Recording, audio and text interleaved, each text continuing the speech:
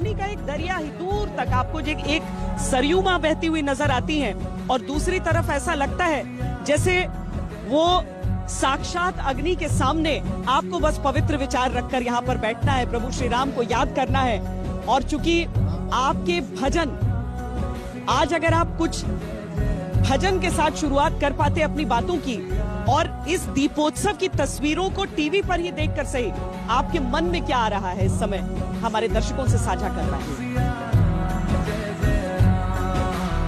जी, सबसे पहले तो श्वेता जी, पूरे भारत को और विदेशों में रहने वाले भारतीयों को दीपावली की बहुत बहुत बधाई। और 500 साल का इंतजार है जो खत्म हुआ है, और मुझे लगता है कि दीपों के जरिए मां सरयू दिखा रही है कि वो कितनी प्रसन्न है, और मैं भजन के माध्यम से ही इसको सुनाना चाहूंगा।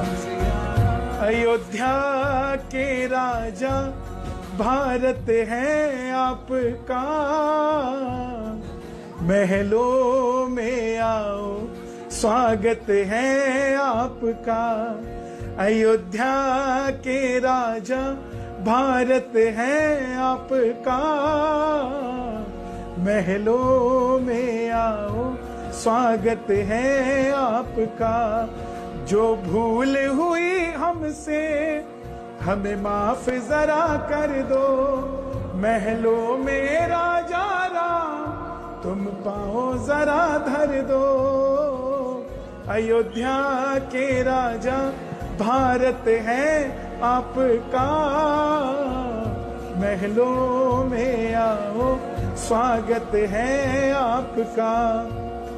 बाबर ने राम जी के मंदिर को तोड़ा, राम सेवकों ने मंदिर को जोड़ा।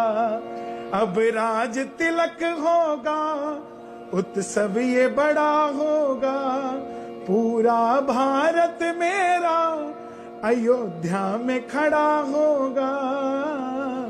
अयोध्या के राजा भारत है आपका, महलों में आओ स्वागत है आपका।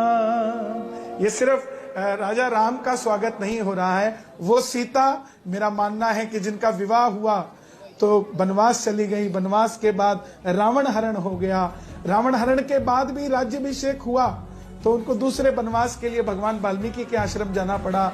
लव कुश दोनों बेटों को पाल पोस कर बड़ा किया, धरती से उपजी सीता धरती में ही समा गई। जो काम त्रेता में नहीं हुआ वो कलयुग में होने जा रहा है। महाराजा राम के साथ महारानी सीता का भी स्वागत हो रहा है। और ये दीप तो कुछ भी नहीं है, जिस प्रकार रिकॉर्ड हिंदुस्तानियों ने, भारतीयों ने बनाया है कि 100 करोड़ से ज्यादा दिलों के अंदर आज दिए जल रहे हैं। आने वाले समय में ये 21 लाख दिए 21 करोड़ भी होंगे, दुनिया देखेगी।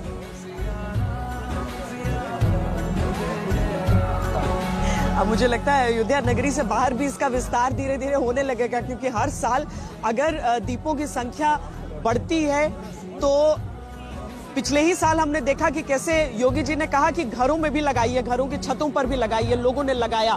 और इस बार घाटों की संख्या बढ़ा दी गई जहां पर दीपों को प्रज्वलित किया जाएगा। और इसीलिए सरयू की जो धारा मेरे पीछे से कट रही है वो आप देख सकते हैं कि उसके भी किनारे किनारे किस तरीके से दीपों को प्रज्वलित किया गया है। राम की पैड़ी पर तो सबसे अधिक संख्या में दीपों को प्रज्वलित